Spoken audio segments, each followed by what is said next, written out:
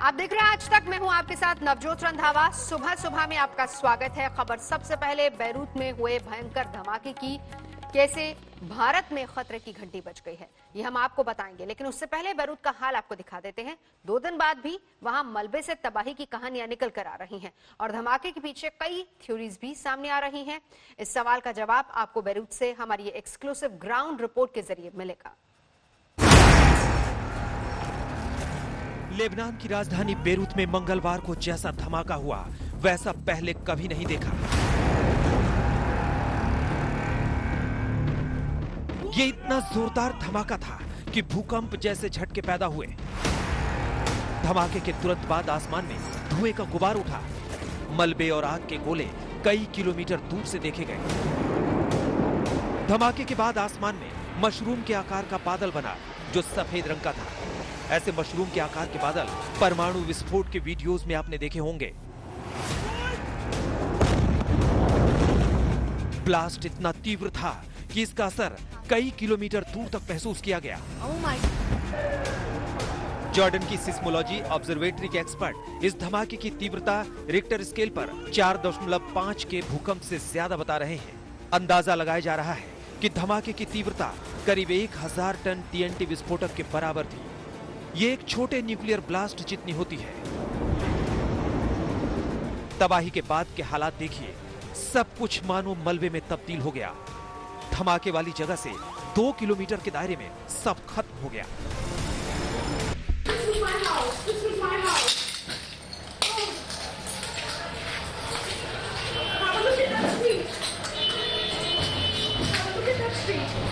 Everything in the house is gone. We've lost everything. And people, everyone's lost everything, it seems. We don't know how many casualties there are yet. I haven't managed to find my work permit. We've somehow managed to find our passports. धमाके के समय इस चलती हुई car के driver का संतुलन अचानक खो गया। धमाके से कारें खिलौने की तरह कई मंजिल तक ऊंचाई तक उछल गईं। कई इमारतें एक पल में धराशायी हो गई। 10 किलोमीटर दूर तक इमारतों के कांच टूट गए। धमाके की आवाज इतनी जोरदार थी कि लोगों को कुछ देर तक कुछ भी सुनाई नहीं दे रहा था। इस धमाके में मरने वालों की संख्या अब बढ़कर 70 तक पहुंच गई है और 4000 से ज्यादा लोग घायल हैं। This is our street, Shera Jemeze, in West Beirut.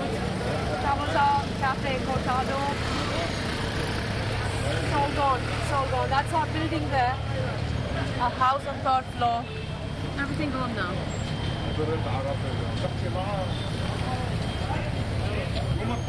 A lot of volunteers, Lebanese men and women, boys and girls now on the streets. They're clearing up crushed glass. They're clearing up the debris on their own.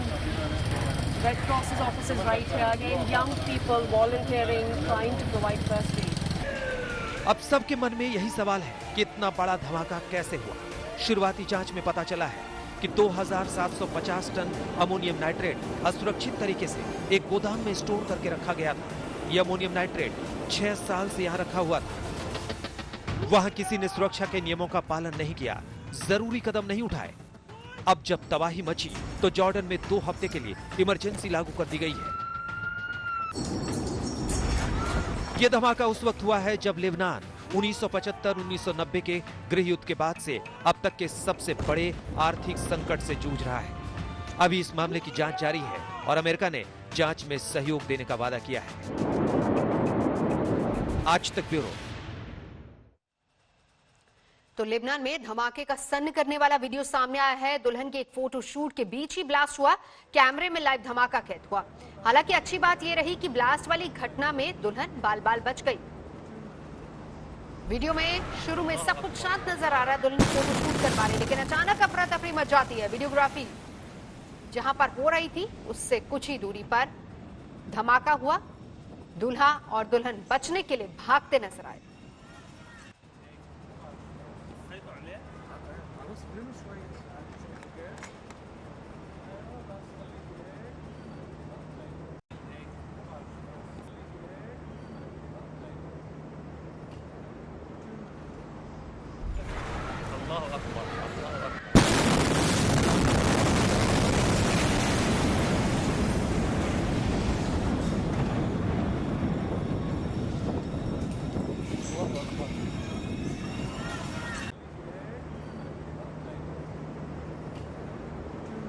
हुआ है ये धमाका देखिए किस तरीके से, क्योंकि इस तरह के तमाम वीडियोस सामने आ रहे हैं, एक एक करके कई वीडियोस सामने आते जा रहे हैं। ये वो वीडियो है जिसमें दुल्हन का फोटोशूट चल रहा था वहां पर, लेकिन देखिए अचानक से धमाका होता है और किस तरीके से अफरा तफरी वहां पर मच जाती है। पहले और बाद की तस्वीरों को देखकर अंदाजा लगाया जा सकता है कि धमाके के बाद वहां पर क्या हुआ।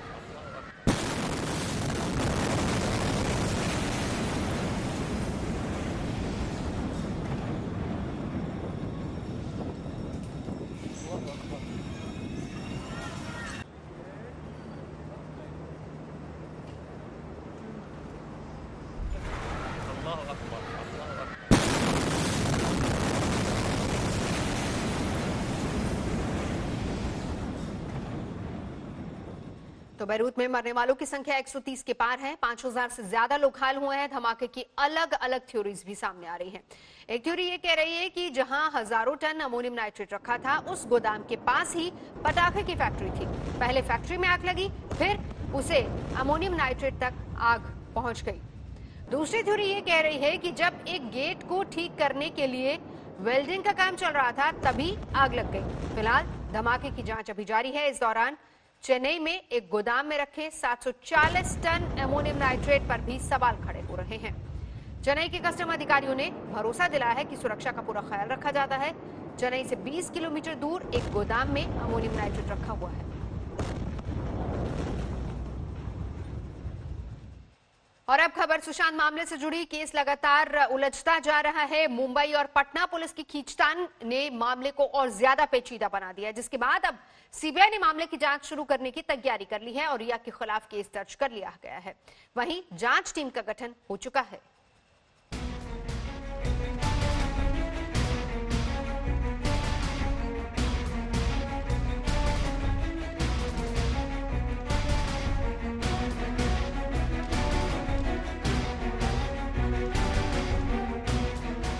सुशांत की मौत की गुत्थी जितनी गहराती जा रही है, जांच का दायरा भी बढ़ता ही जा रहा है। मुंबई पुलिस और पटना पुलिस की खींचतान के बाद केस अब सीबीआई ने अपने हाथों में ले लिया है और मामले को लेकर एफआईआर दर्ज की है।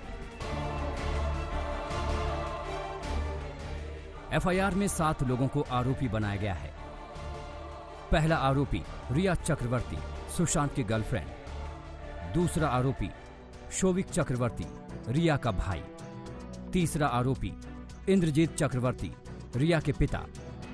चौथा आरोपी संध्या चक्रवर्ती, रिया की मां। पांचवां आरोपी सैमुअल मिरांडा, सुशांत का हाउस मैनेजर। छठा आरोपी श्रुति मोदी, सुशांत की पूर्व सेक्रेटरी। सातवां आरोपी जिसके नाम का खुलासा नहीं किया है। बिहार सरकार की सीबीआई की सिफारिश को केंद्र सरकार ने मंजूरी दे दी थी, जिसके बाद मामला अब सीबीआई के हाथों में चला गया। सीबीआई ने जिन धाराओं में केस दर्ज किया है उसे भी समझ लेते हैं।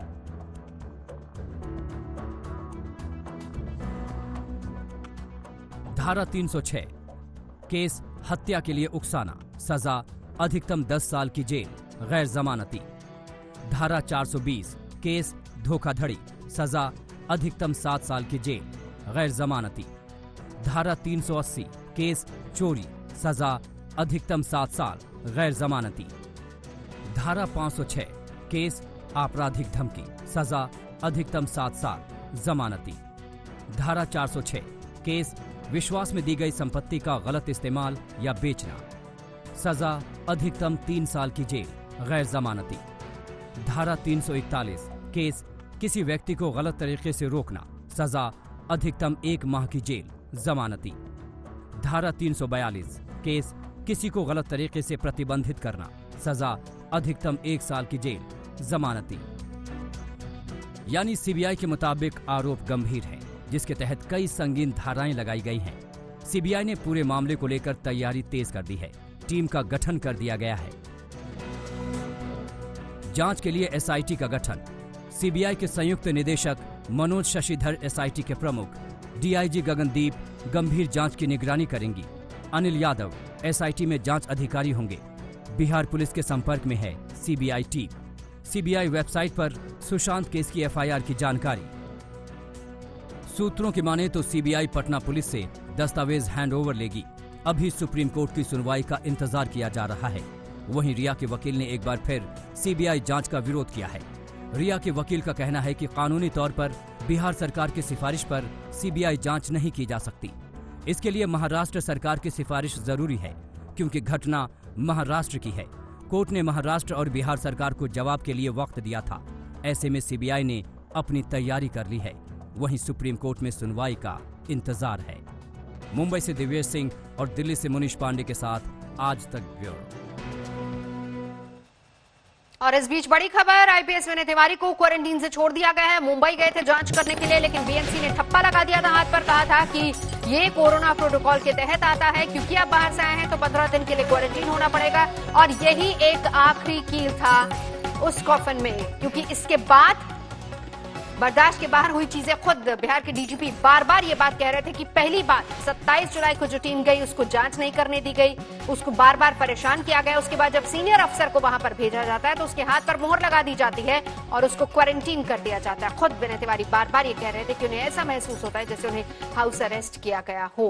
बहरहाल सीबीआई ने ऐसे समय में सुशांत सिंह राजपूत की जांच का जिम्मा संभाला है जब कई तरह की थ्योरीज चल रही हैं। सुशांत की मौत को उनकी मैनेजर दिशा सालियान की मौत से जोड़ा जा रहा है। बीजेपी नेता नारायण राणे ने आरोप लगाया है कि हफ्ते भर के भीतर 2 पार्टीज हुई। इन 2 पार्टीज से सुशांत की मौत का कनेक्शन है।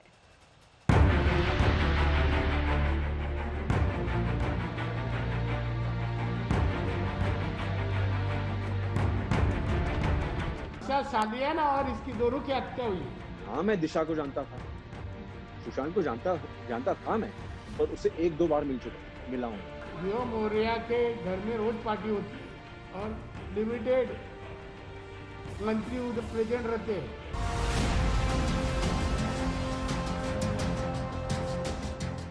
वो उधर जाने वाले मंत्री में से एक मंत्री 13 तारीख को सुशांत के घर में गया। तो मेरी सुशांत से कोई किसी भी तरीके की दुश्मनी थी ही नहीं। 14 जून को सुशांत सिंह राजपूत के सुसाइड की खबर ने देश को हिला दिया था। उसी दिन ये बात सामने आई थी कि सुशांत के घर पर 13 जून की रात एक पार्टी हुई थी।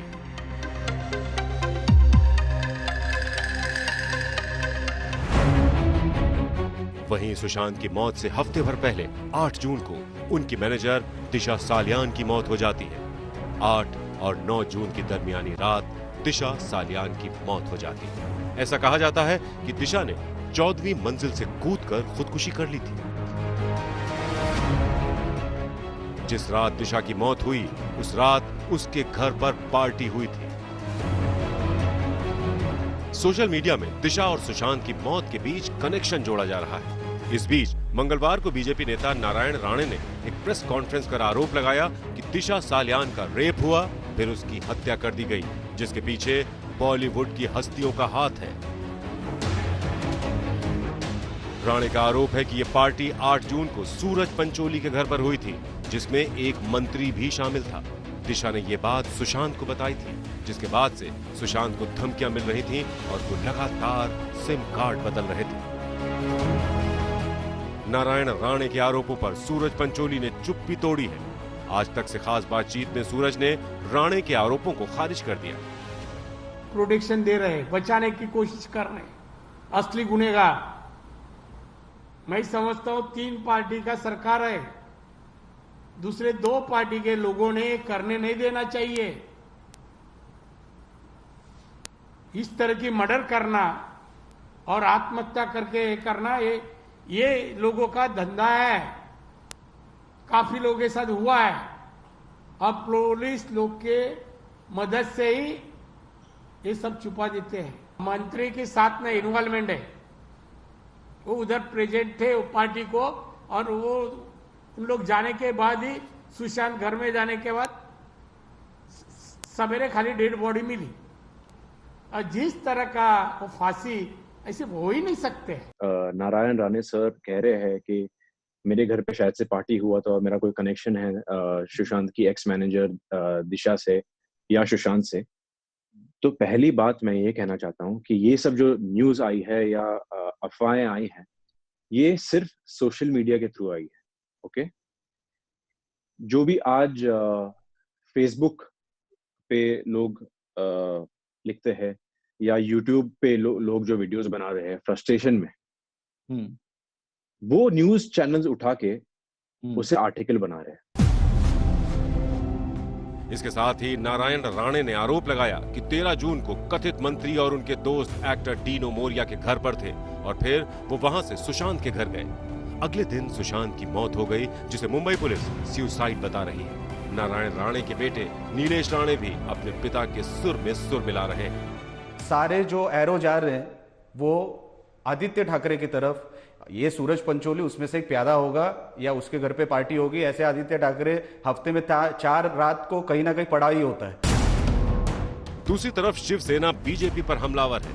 उसके मुताबिक सरकार को बदनाम करने की स्क्रिप्ट पहले ही लिखी जा चुकी है। इसी के तहत नाम लेकर आरोप लगाए जा रहे हैं। कोई किसी को नहीं बचा रहे, क्यों बचाएगा? जांच तो पूरी हो जाने दो, क्लोजर रिपोर्ट तो आने दो, फाइल में क्या है, क्या निकलता है, क्या जांच को अभी 1-1.5 महीना हो चुका है, कम भी हो चुका है, क्या एक ऐसे जो हाई प्रोफाइल केस में इतना टाइम तो लगता है? इतने लोगों का नाम, कोई उसका नाम लेता है, कोई उसका नाम लेता है, तो सबकी जांच के लिए जितना टाइम देना चाहिए उतना देना चाहिए।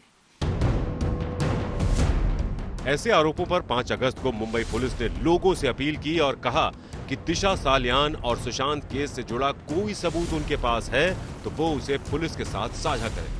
दूसरी तरफ आज तक से बातचीत में डीनो मोरिया ने नारायण राणे के आरोपों पर हैरानी जताई। उन्होंने कहा, मैं हैरान हूं कि उन्होंने मेरा नाम क्यों लिया।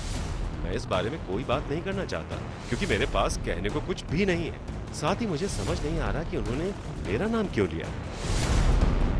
जहां तक दिशा केस की बात है तो मुंबई पुलिस ने इस मामले में सुशांत केस की तरह ही एक्सीडेंटल डेथ की रिपोर्ट दर्ज की है। इसके मुताबिक दिशा ने 8 जून को अपने दोस्त के घर से कूदकर खुदकुशी की थी। उसने मलाड में 14वीं मंजिल से छलांग लगा दी थी। हालांकि दिशा केस में एक चौंकाने वाली बात यह है कि उसकी मौत 9 जून को तड़के 2 बजे हुई थी, लेकिन उसका पोस्टमार्टम 2 दिन बाद 11 जून को किया गया। इससे यह सवाल उठता है कि बोरीवली पोस्टमार्टम सेंटर ने 2 दिन का समय क्यों लिया। पटना में दर्ज एफआईआर में सुशांत के पिता ने रिया पर आरोप लगाया था कि वो सुशांत को दिशा के केस में फंसाना चाहती थी। इस वजह से पटना पुलिस दिशा सालियान केस की जांच करने वाली थी, लेकिन इससे पहले ही जांच में अड़ंगा खड़ा हो गया। अब जांच सीबीआई के हवाले है और वो अपनी छानबीन से सुशांत सिंह राजपूत के साथ ही दिशा सालियान की मौत का पेच जरूर सुलझाना चाहेगी। दिल्ली में सुशांत मेहता के साथ कमलेश सुतार, मुंबई आज तक।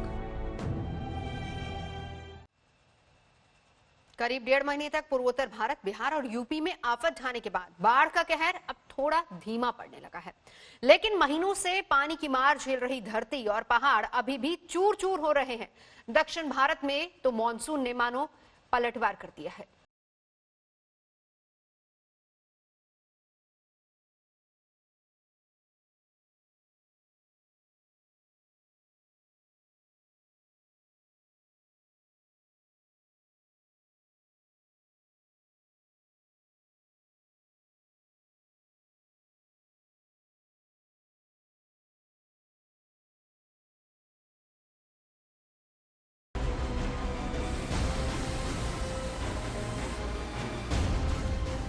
असम में वैसे तो बाढ़ का पानी धीरे धीरे लौट रहा है, लेकिन इतना खतरा तो अभी भी है कि किनारों पर किसी भी पल तबाही मच जाए। धुबरी की ये तस्वीरें इसी की गवाह हैं। ईदगाह के किनारे तक पहुंच चुकी ब्रह्मपुत्र की धार देखते ही देखते पूरी इमारत निगल गई। कहने को तो ब्रह्मपुत्र का जलस्तर अब कम हो रहा है, लेकिन पानी जहां जहां से लौट रहा है वहां की जमीन भी अपने साथ ले जा रहा है।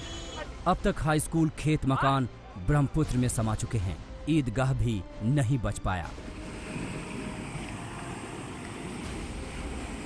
सिक्किम में भी पानी का ये रौद्र रूप देखकर किसी का भी दिल दहल जाए। रंगीत नदी की रफ्तार अपने ऊपर बने पुलों को कंपकपा रही है। किनारों की धरती लगातार धार में समाती जा रही है।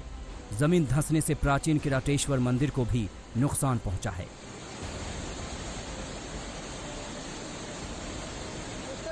सीजन के आखिरी पड़ाव में मॉनसून दक्षिण भारत पर फिर से एक बार जोर दिखाने लगा है। कर्नाटक के कोडगू में मूसलाधार बारिश से लबालब हुई कावेरी नदी की धार खौफ पैदा कर रही है। पहाड़ों पर उफनती कावेरी के झरने में इतना वेग है कि नीचे से ऊपर उछलता पानी आसमान में बादलों की तस्वीर बना रहा है। कोडगू में ही बारिश का कहर एक मकान पर टूटा। पहाड़ दरकने से एक मकान मलबे में तब्दील हो गया। ऐसा ही हाल एक और मकान का हुआ।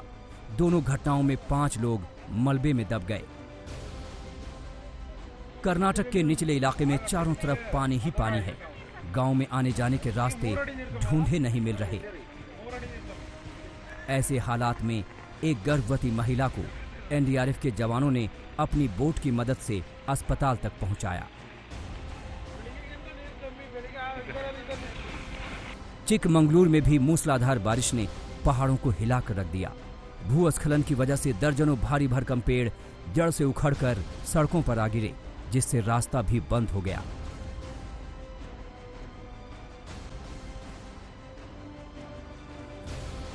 उधर केरल में इतनी बारिश हुई कि समंदर में भी खलबली मच गई है। एर्नाकुलम में समंदर का पानी गांव में घुसने लगा है। पानी रोकने के लिए किनारों पर लगाई गई रेत की बोरियां समंदर के जोर के आगे पत्तों की तरह बिखर गई। केरल के इडुक्की में भी बस्तियों का हाल टापू जैसा है।